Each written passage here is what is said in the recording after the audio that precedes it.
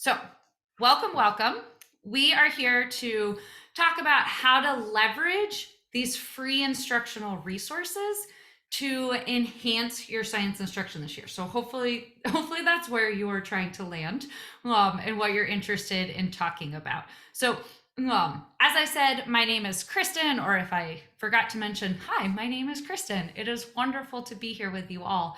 I do professional development, professional learning, teacher support, school district support for Tuva, and Tuva is the sort of base component for these instructional resources that you all have freely available to you. Many other people have to pay for them. In fact, pretty much everyone has to pay for them. And in South Dakota, you all have them for free, which is so exciting. And so that's what Tuva is. And so I do professional development facilitation for them, as well as many other hats that I wear working with other schools and districts in other ways. But super excited to be here with you all for the next bit. So the objectives of what we're going to talk through and talk about and demonstrate and get in and tinker with a bit in the next hour are access to these resources. Make sure you can all get to them through the South Dakota Gateway. We're going to navigate the site, find some of these classroom ready lessons. There are over 250 available resources to you on this site for free that have been tagged with grade level and content area and lots of other things. We'll talk about that, make sure everybody knows how to find the things. And then we're going to spend the majority of our time thinking about how do we leverage this resource, the tools, the features that are embedded within these resources for your students to help them either as you're initially teaching the content area topics or as you're trying to get them to review or practice some of those skills a little bit more. We'll talk a little bit about making sure you are comfortable with how to set up your classroom. I just want to make sure you feel comfortable enough with sort of the ins and outs of how to engage with the resource before you leave today, and then where you can get more supports and to direct you towards different things. So how do we get there? Let me actually copy this link for you all, and I will put it in the Google chat, in the Zoom chat, I mean. Okay. Sorry. Okay, so I just put the link to where you can access these resources in the Zoom chat. Let me put it in there again in case it didn't come through. So this is the best way to get to the resources, I am told. This is where I'm going to say, I don't actually work for the South Dakota Department of Ed. And so you all tell me if this actually doesn't align and you can't get in there and you can't find it, because I will take that information back to them. But you should be able to go to this website. It looks like sort of scroll down to the bottom. You can click on either this IR instructional resource, Tuva Science Resources, or the link on the bottom of resources.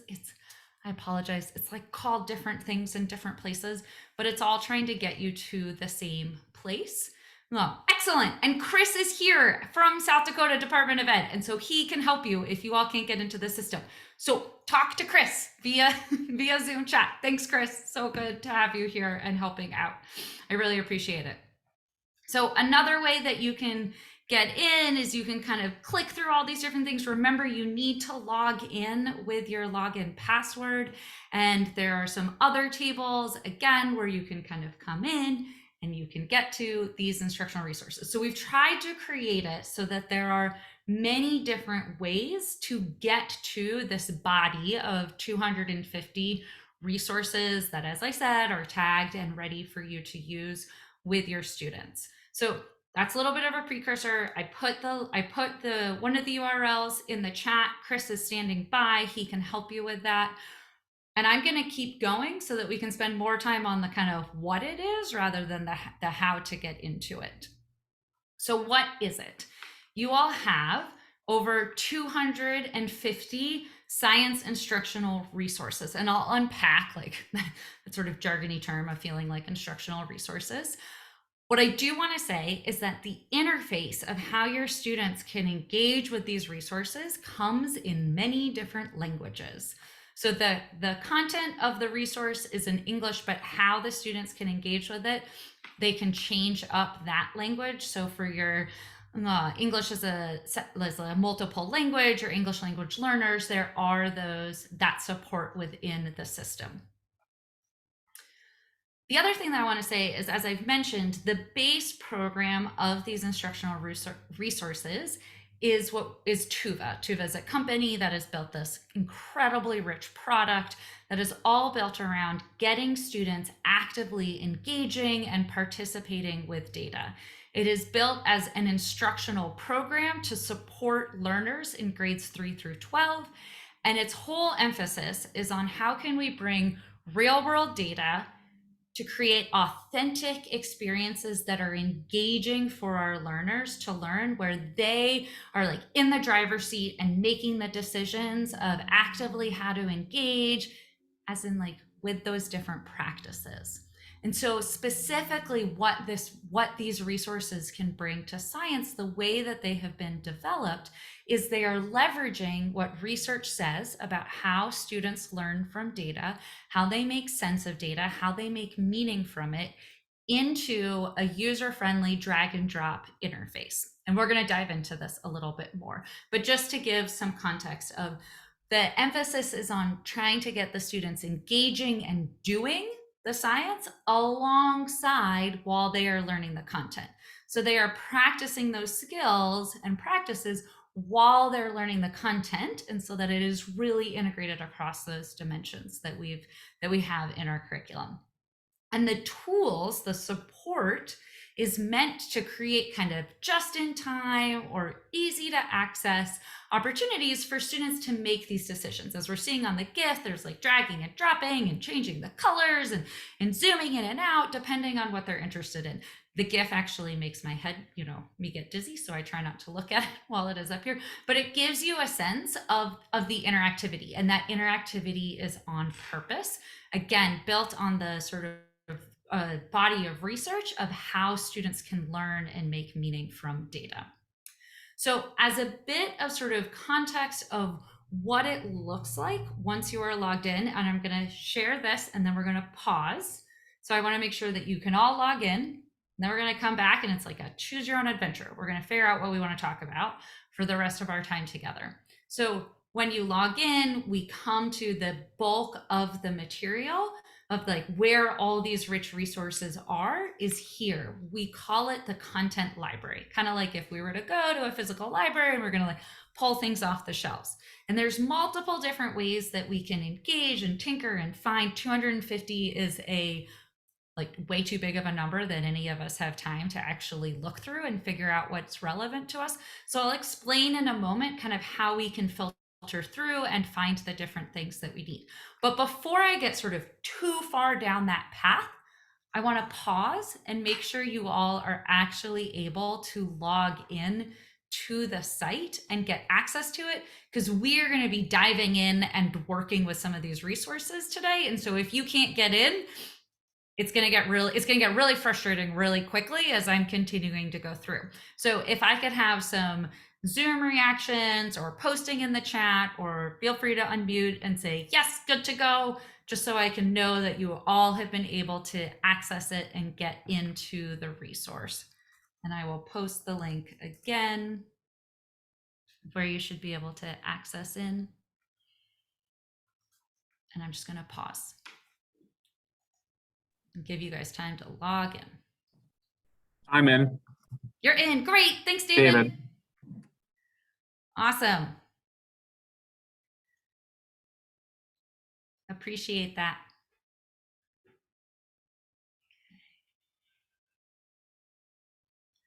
And then thanks for your patience. It's always like so many buttons open and our platforms, browsers never play nice when we want them to play nice. Things can often have a delay. So thank you for your patience as others are getting in.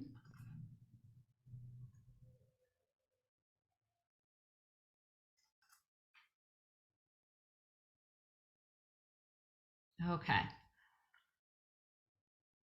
I am going to keep going. If folks are having trouble getting in, accessing the site, please reach out through the Zoom chat and Chris can help you as I'm going through, or if not, I can also pause to jump in to help you troubleshoot as well.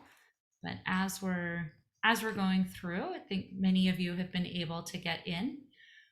A context piece that I want to mention. So where we're calling them these instructional resources. And Tuva provides 3 different types of instructional resources or learning resources. And I want to give you a little bit of an explainer about them because then I'm going to jump over into the site and you'll see why this is relevant, what we can toggle between.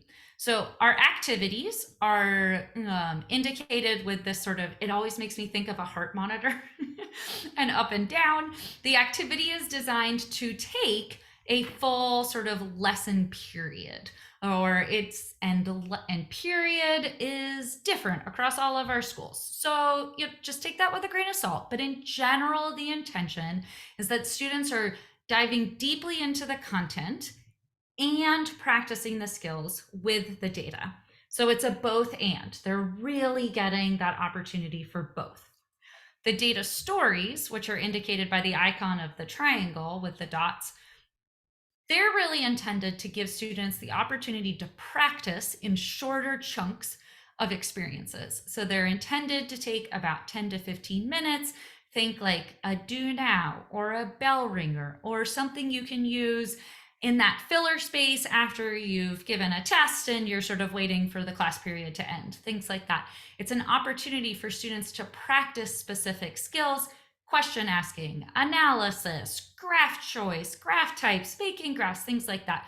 So it has content in that all data, all real world data has context to it, but it is not intended to teach the content material. It is intended to sort of give students an opportunity in a context rich way to practice skills. And then we've got a whole host of data sets.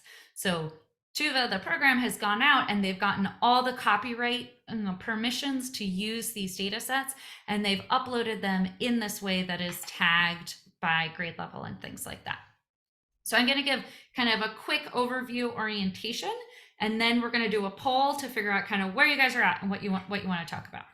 So as I've been talking about, when you come in and you sign in, you probably landed on something that looks a bit like this. It is not going to look exactly like this because you probably do not have these same classes in here.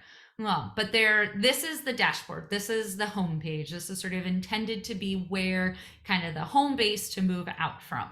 And so there are some getting started resources. We've uploaded the information about interim assessments and then some information here about how to create your own activity. I'm going to come back to this one in a little bit. So this is a good kind of like, okay, home base, where can I jump off from? Well, we're here for resources. So let's go to the library and figure out how we can find some resources.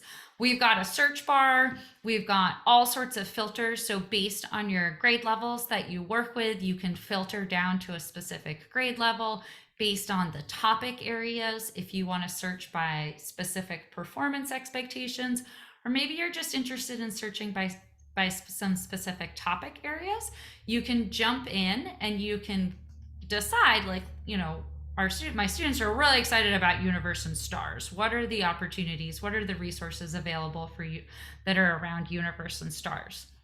Those 3 types of resources I was just pointing out, the activities, the data stories, the data sets, are right here, and you can toggle on and off which one you're interested in. If you're interested in looking at just what's available, you can keep them all on.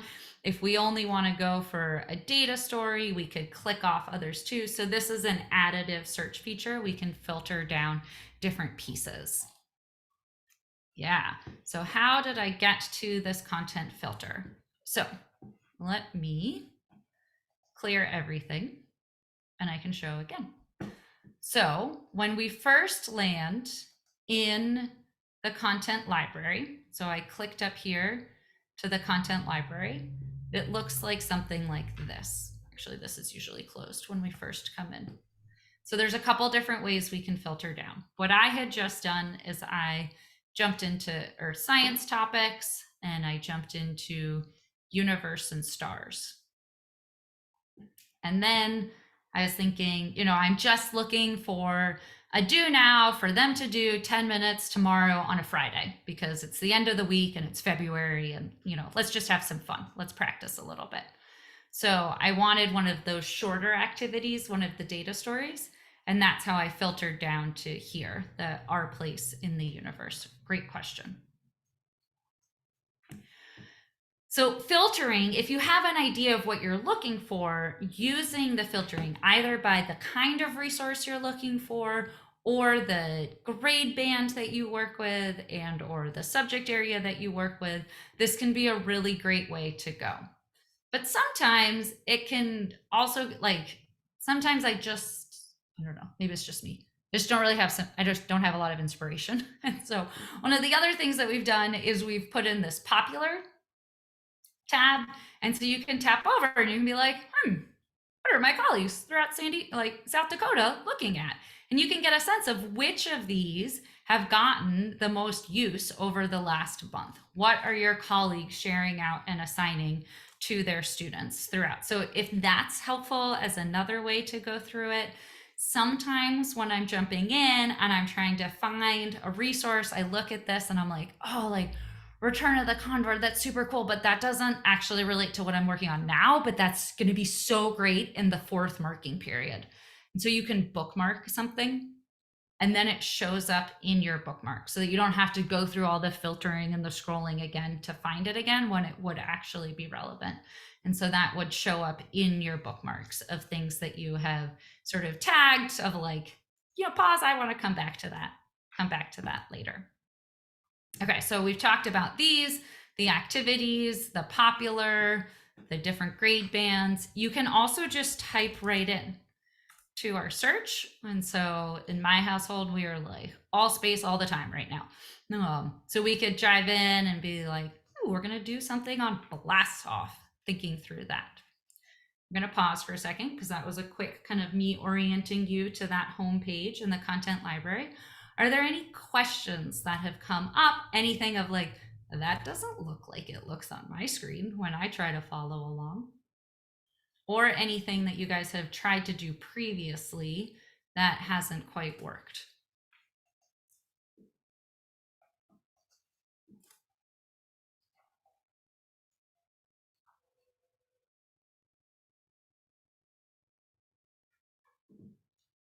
Okay.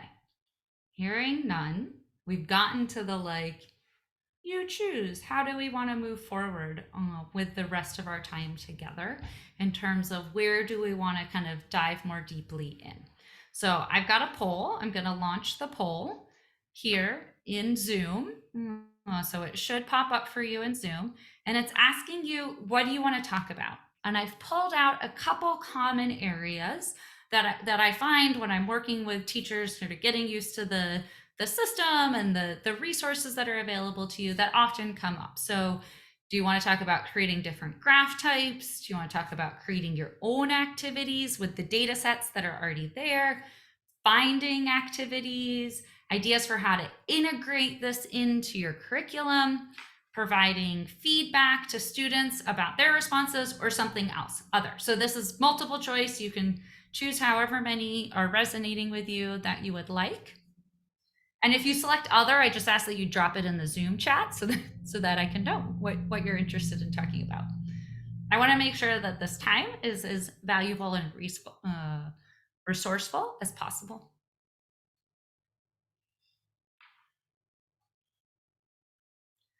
Okay, we'll take about 30 more seconds. Ooh, nice. Okay, about 30 more seconds to submit our responses.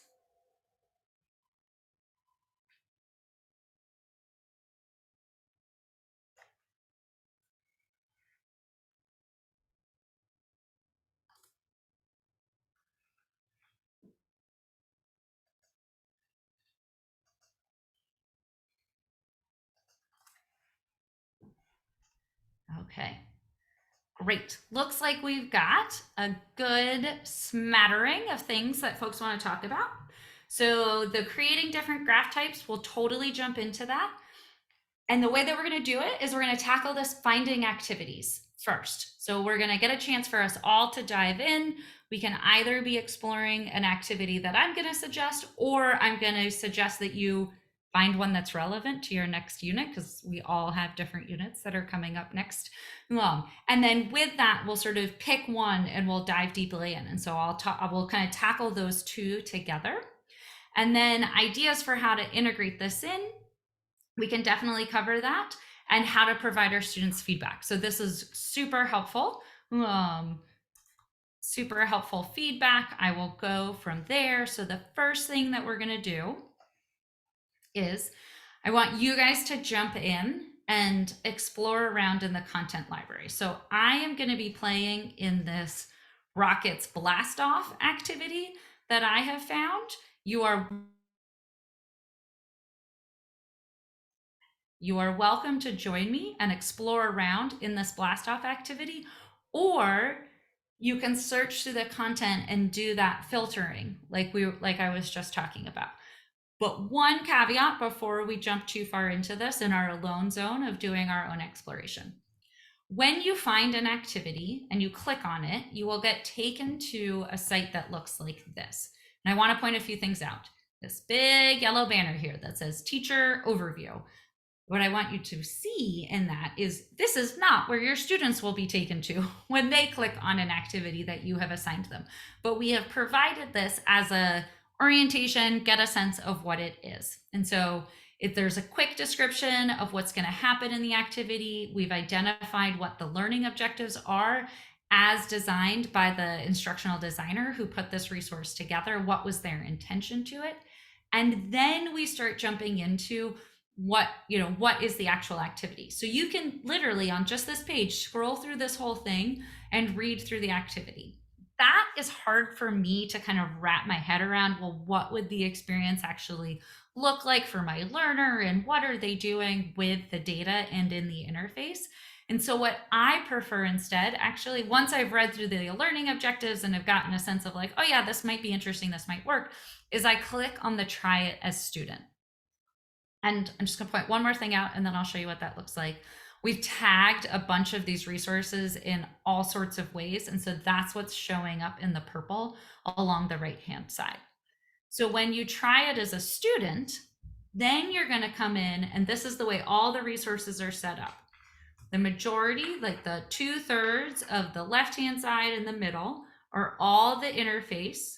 And then the 1/3 on the right-hand side is actually where the activity structure and content is. My apologies, our color system changes. I'm not on the development team. But just want to point out again, so this first page, you land here, the learning objectives, this is teacher only. You will only see this because you're logged into your teacher account. When you click next, you then will see student view, and that will give you a sense of what actually the students are seeing. And then you can read through and click through like next to next and see step by step by step. You can either click through next to next, or you can jump up here and jump across the different steps within the activity. So what I'm going to invite us all to do is jump into that resource, either go to the content library and find this blast off activity, or go to the content library and find an activity that is relevant to your next unit using that filtering. And we'll spend about 4 or 5 minutes each exploring. I'll be here, chat, unmute, chat with me in the Zoom chat if you run into any issues. But I want you guys to go through the motions, and hopefully 5 minutes from now, have a potential activity that you might be able to use while also getting a sense of how the interface works. Things like that. Okay, go for it. I'm here, happy to help you troubleshoot if anything comes up.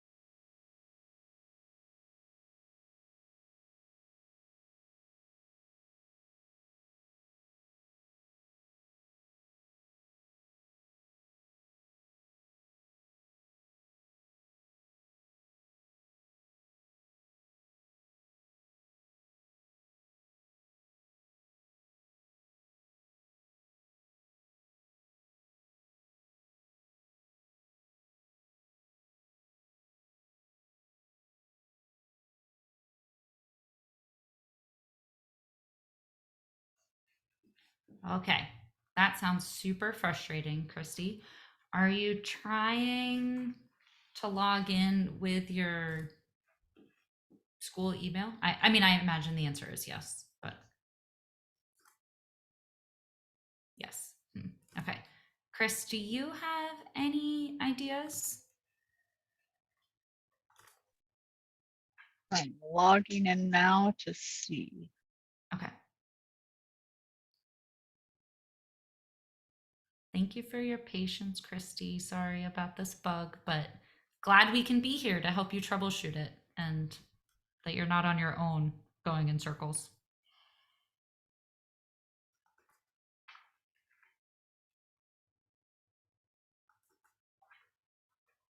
Can you access other resources from the South Dakota Gateway? Like you can get into the gateway and you can access other things. You just can't get into this one. Okay, She doesn't that's have the TE Science account that needs to be linked to the account, so that's why she's not seeing anything. ah.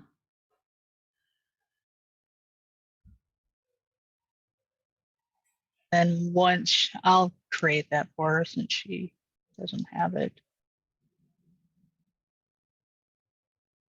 Thank you for letting us know so we can help you help you solve this problem.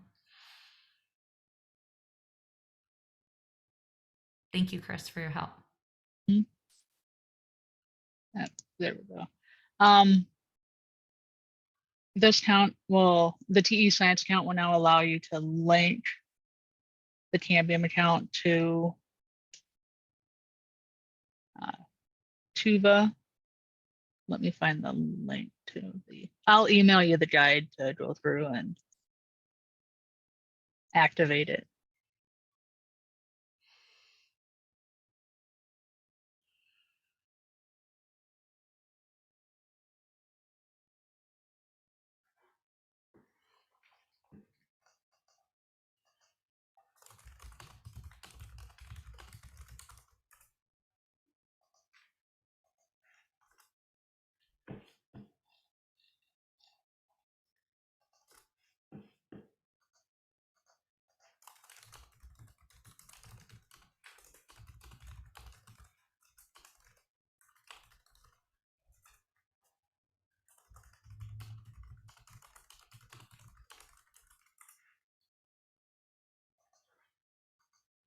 Okay. Those that have been able to get in, well, curious to hear how's it going? What are some surprises that have come up? What are some, ooh, that this was exciting? What are some, ooh, I like hit a hurdle and I don't know how to get over this. So you can unmute and share out. You can post it in the Zoom chat, but would love to hear of kind of 5 minutes isn't a lot of time, but it's 5 minutes more than we had 30 minutes ago to kind of do some exploration in the content library of thinking about finding an activity that might connect up to your next unit and doing a little bit of that exploration as a student, trying it, what it would be like for your learner.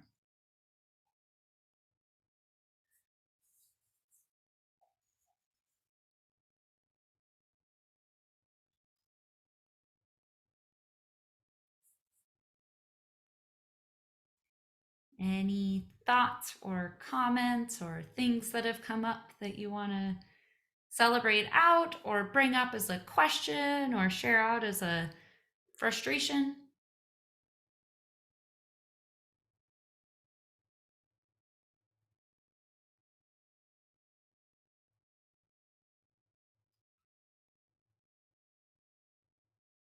Okay.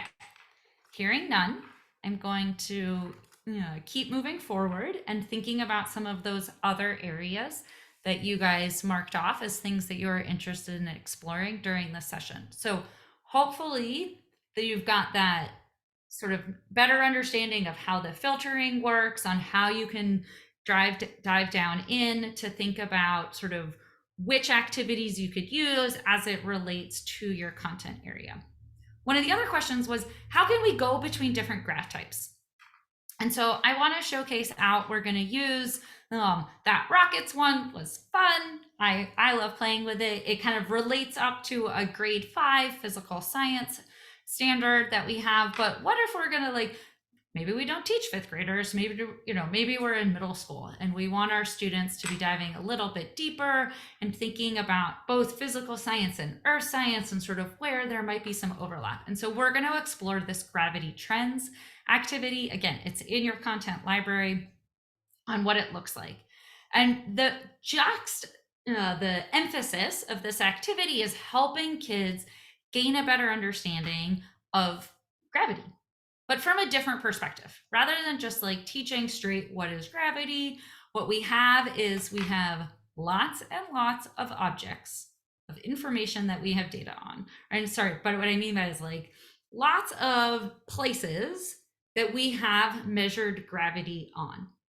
Kind of funny. We usually teach that like gravity is a number here on Earth, right? That's our average. But here we're looking at data to get a sense of like, oh, wow, it's not actually the exact same everywhere.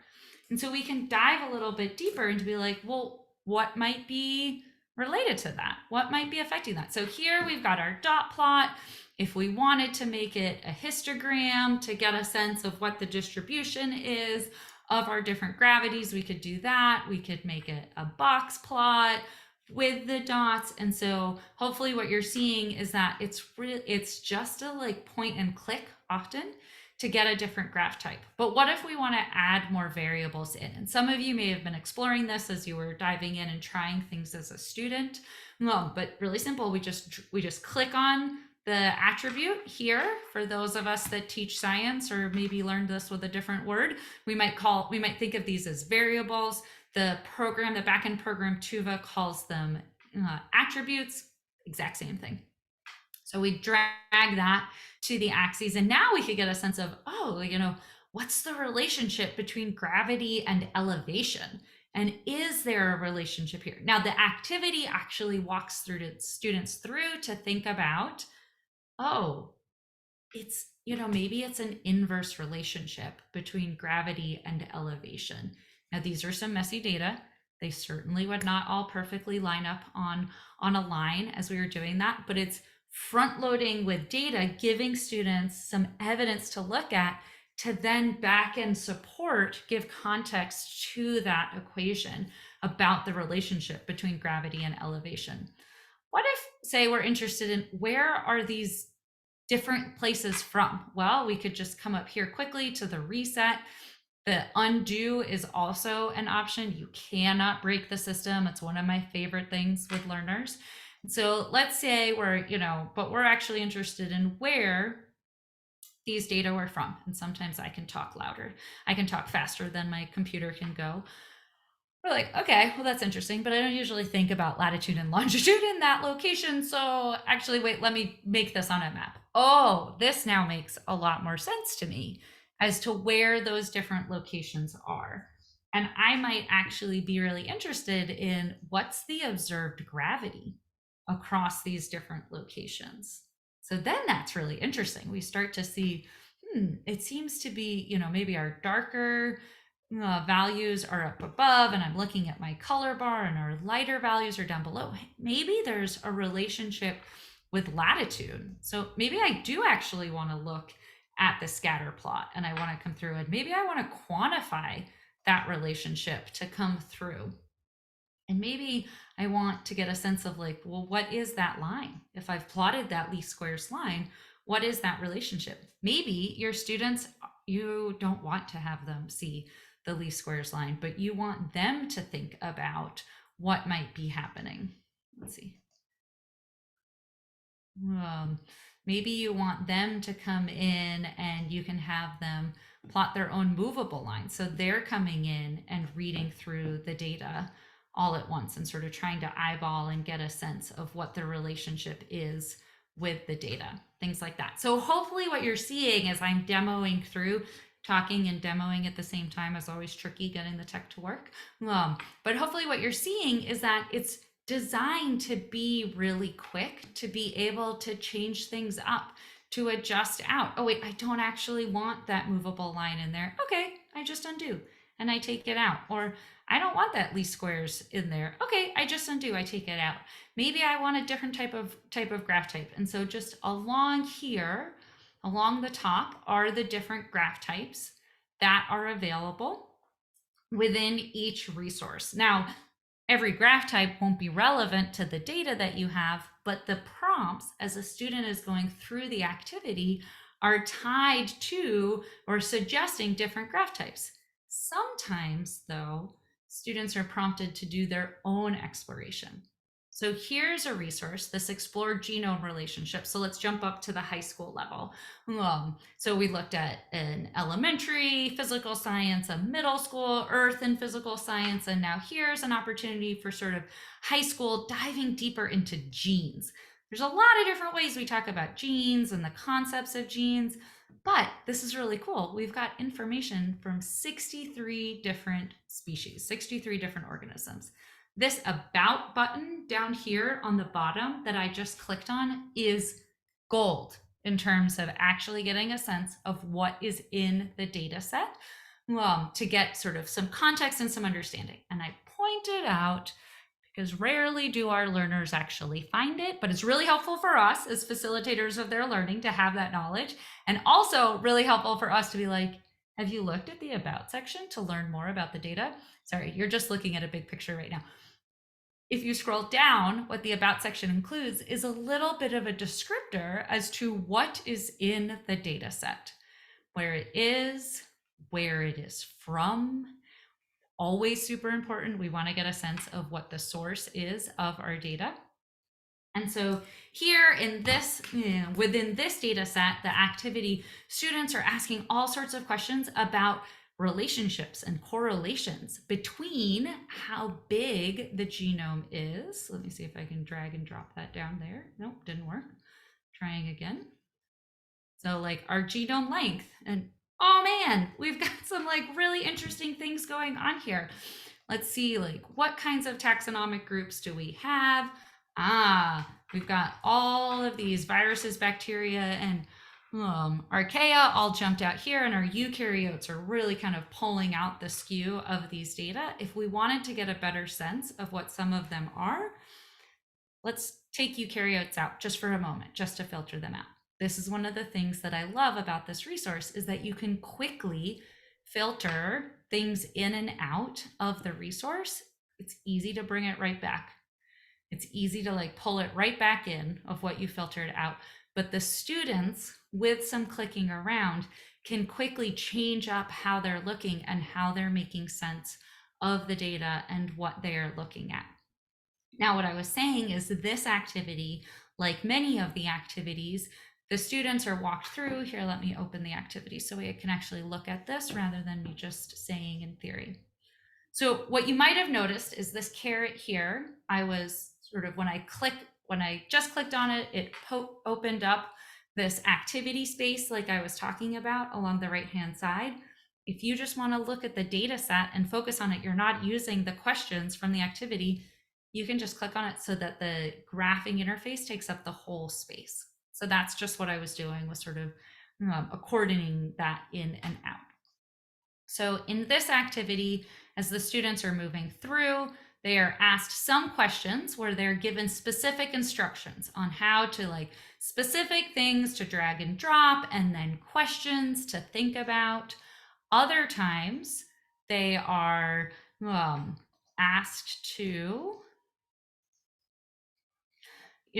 okay, so now we've asked you questions about that first graph type. Now do a couple other things. Make something, choose some different things. Here, they need to choose which of these taxonomic groups that they're interested in exploring more and go more deeper into it.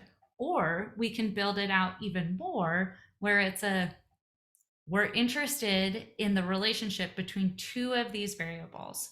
What could we do? Like, let's plot those out.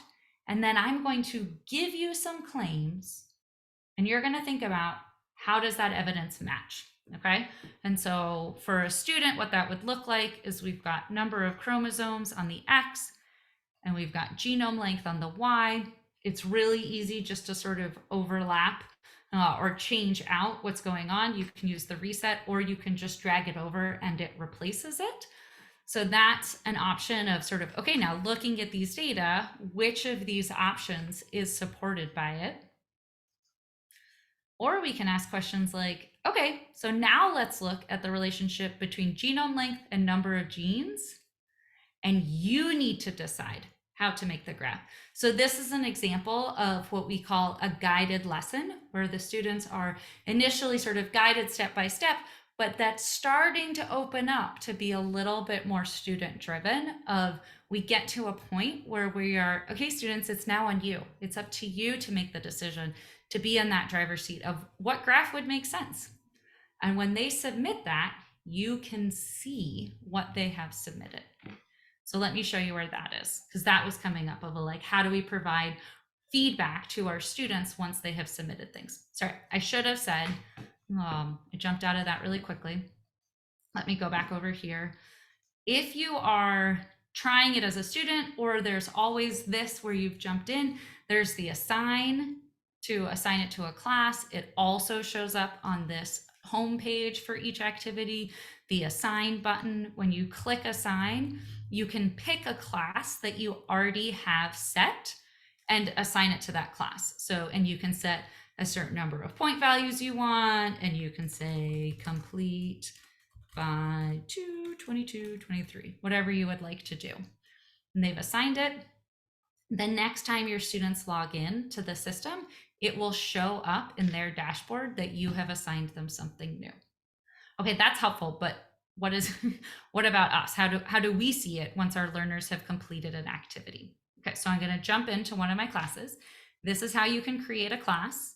It syncs into Google Classroom. So if you've got Google Classroom, you can sync it right in to your students. Once you have created a class, there are multiple different ways you can invite students. You can give them a class code that they can manually type in. You can give them this URL, so they just have to click on it. That's the one I usually like doing for my students. Or you can actually manually add your students in, whatever you'd like to do. Here's that activity that I just assigned. It popped up with my instructions. But what if, you've already assigned an activity and you want to see what the students have done? Well, you can jump in and we can click here on the see student responses. And the way the system is set up is that you can look at student responses in one of two ways. You can either look by individual student, and along here, along the left-hand side, you will see your whole roster, and you will see like, oh, so Gilbert has completed it, but Ayub has not even started it. Macy is in the middle of working on this. And so you can go through and look for each, for individual students, what are their responses, and give them overall feedback or feedback by specific individual questions. Or what I really love is that you can go question by question, and you can see across all of your students who have completed that question so far, what were their responses. This is really helpful for me because then I can jump in and be like, okay, where are the common distractors? Where are they getting tripped up? What do they totally have nailed? Different things like that. So within a class, once you have assigned it, it will show up for them, for students that are linked to that class. And once some have started to complete it, you can jump in here to this student response from your class, and that's how you can provide feedback to your learners as they are going through. Okay, this is a lot of me talking. I've got one other thing to share that I think might be really, that might be helpful or beneficial. So if you remember back to what I said a little while ago, that we have 3 kinds of instructional resources that are made available to you. They're all tagged by grade level and by these content areas. They're the activities that are intended to take a lesson or two that are like really diving into the content and leveraging the data to teach the content. We've got our data stories that are quick engagements with the resource, with the data to practice those skills.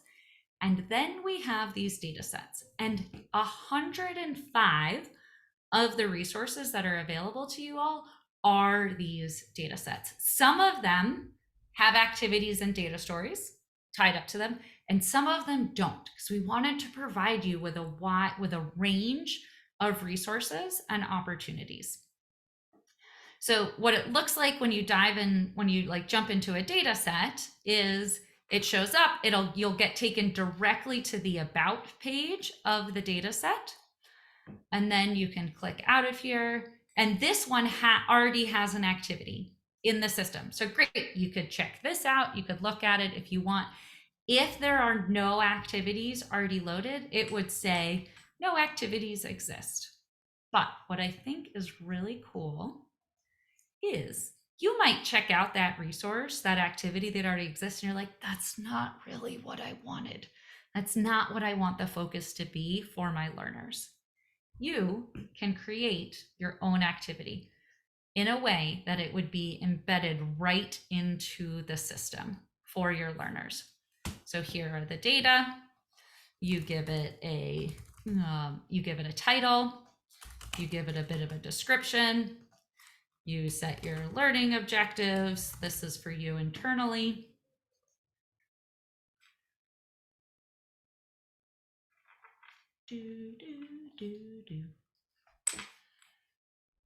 It should save it up. Great. And now you've gotten to that first page, that student introduction phase. So you want to say something, whatever you want to say to your students about the activity or the data set is what you want to be putting in here. I'm not very good at typing while talking. But that is your student introduction space. Once you've got those pieces in, now you can start adding your questions. So you can add some instructions of what it is you'd like to do. Maybe you want them to drag the date to the x-axis. And so that's the instruction.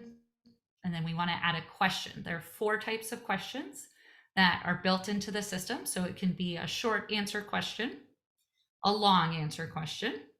That's just like, right, depending on how much text you think you want the students to have. Multiple choice or multiple answer. And it will prompt you for the multiple choice. You'll get prompted for multiple choice and multiple answer, you'll be able to input your question.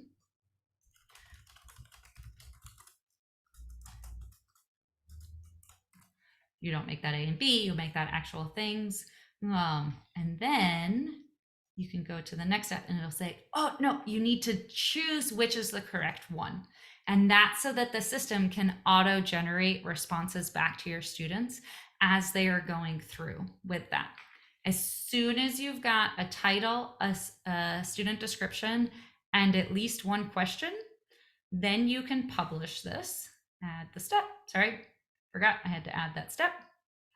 Now this publish has changed color. And so now I know that I could publish this activity. It will be published privately. Only you can see it until you assign it to your students, and then they will be able to see it. So you might be thinking, okay, well, but how do I get to it? Well, first off, you see when we're on the data set, it shows up here. This was my test title that I just created. It also would show up if you, in the top right-hand corner, it will have your user, some alphanumeric component of your username. So it won't say Kristen, but it'll say something. And you can go to your profile. Nope.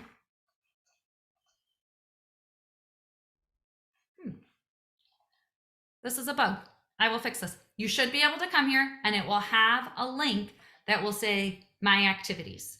And so you can also find it there. So you don't need to remember, like retain which data set did it go to be able to assign it out to your students. So super helpful. Thanks for rolling with me in real time as I came across this bug.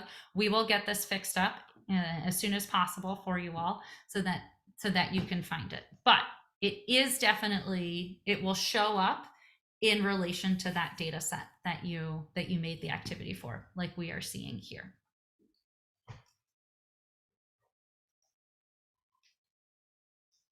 Okay, sorry, I just clicked out because my internet was getting funny. Can I do a quick run through on how to make it again? How to make the activity? I think that's what you're asking. No, great. Yep, absolutely. I'd be happy to do a run through again. Okay, so when we are, let's go to the content library and find a data set to play with. I'm just going from the main list of data sets because I don't know what subject areas you guys teach. But for my class, I go in and I look by subject area and what's available and what's there and what's not there, and then use that as my introduction in. But okay, so we've come in here. Let's say we want to use influenza strains, excuse me. So we click on that create activity button that shows up in the tile for the data set. And then we follow the steps and the prompts. So when we arrive here, because we haven't given it a title, and we haven't given it a description or an objective, then this publish is sort of grayed out. And actually, if you try to publish, it says you can't publish your activity until it has at least one step of instructions and questions.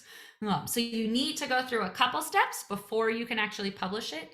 It does save it in real time as you are developing it out and writing it. So you don't need to feel like, oh, I need all the time to sit down and develop it all right away. It will be there, and then you can decide. It'll save as you go along the way, and then you can decide when you're ready to send it out. Okay, did that help? No. Hopefully that helps sort of orient to like, how did we actually get to this create activity that then Kristen was showing us all of these extra steps for? Oh, awesome. Okay, so we're getting close to our time. And so there are just a couple final things that I want to share out with you all before we log off. This system has been developed.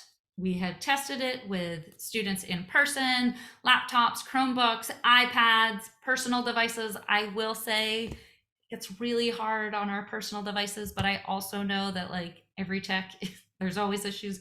There's always like pros and cons to tech. And so you can actually run it, and it is reactive to adjust to your different screen size, one-on-ones. I will say, coming back to this, how to integrate it through, partner work around one computer, it's building off of the partner coding research that has been done, is really helpful for students. Now, your students best, so you need to like creatively or strategically pick those partner groups, but so that they're not only by themselves on their devices and they're talking to one another as they're making decisions.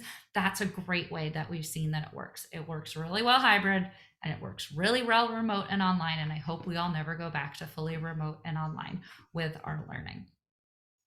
I do want to share out, there are lots of different people that are here to support you as you are using these resources. So if you have any questions regarding setting up your classroom, accessing the site, getting in, some of them came up today and we're working on it.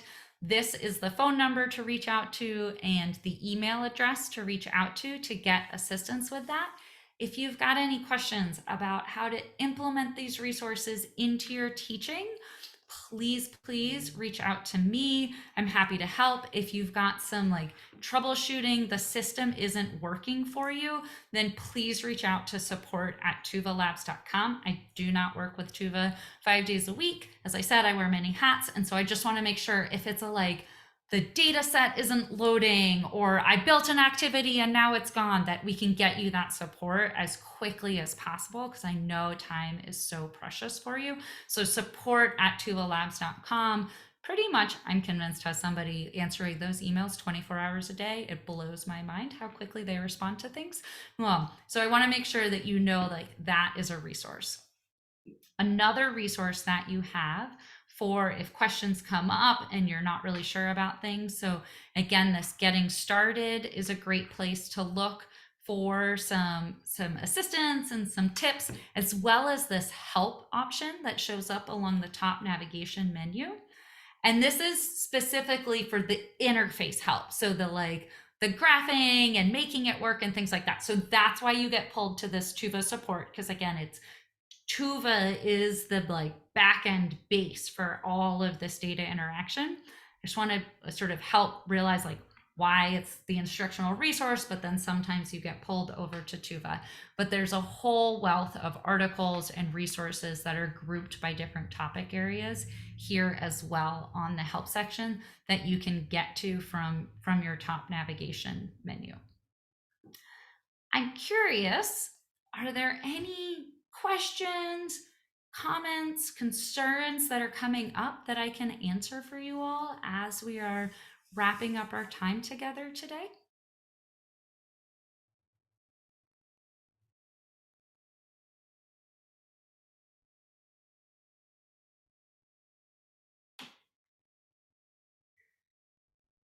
Okay, I'm not hearing any. You can unmute or you can drop them in the chat. What I would love to hear is, as we're closing up, if you could drop in the chat, what's a takeaway that you have from the last hour, from this wealth of instructional resources that South Dakota Department of Ed has made available to you? If you could just type one out and drop it in the chat of a quick takeaway that you're taking, and then I wish you all a fantastic rest of your Thursday and hopefully smooth sailing for the rest of the week. It was great working with you all. Thank you so much.